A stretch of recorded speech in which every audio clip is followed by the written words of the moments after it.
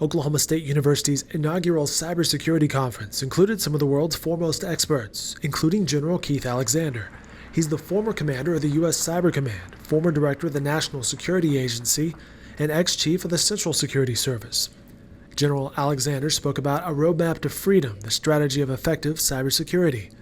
Conference participants heard about the risks organizations face, the nature and motivation of different threats, which include fraud, theft, extortion, national security, and terrorism, and how to develop a cybersecurity strategy for their business.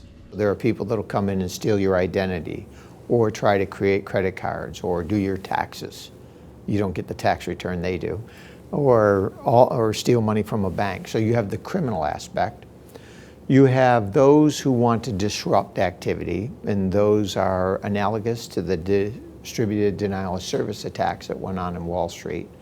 And then you have destructive attacks, like those that hit Saudi Aramco, Rasgas, South Korea, and Sony.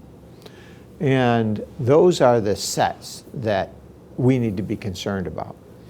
For cyberspace, it's really important to look at how our nation looks as a network, because you don't have to attack the government to have a military effect on our nation. If you took down Wall Street or the power grid or the healthcare sector or any combination, you can achieve the same effects as if you did a physical attack. And so we're at a point where we have to reshape how we think about cybersecurity.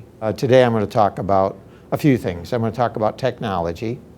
I'm going to talk about the threats that our nation faces, because as we've talked about here, those threats are the things that our nation really has to worry about. And if you think about the threats and the way we're being attacked, think about it as a radar system covering our country.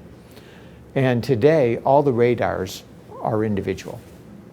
And nobody can see what the other radars are seeing unless you pass a letter to them.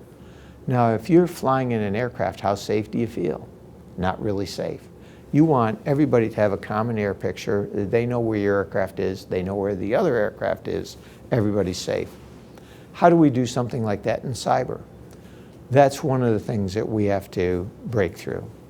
And that means a way to have different companies within a sector, the financial sector, the healthcare sector, the energy sector, work together. So we're going to talk about that. We're going to talk about the threats that I see to the nation and why that's important. I'm going to talk a little bit about civil liberties and privacy and give some stories of things that I saw while I was the director of the National Security Agency and commander of U.S. Cyber Command.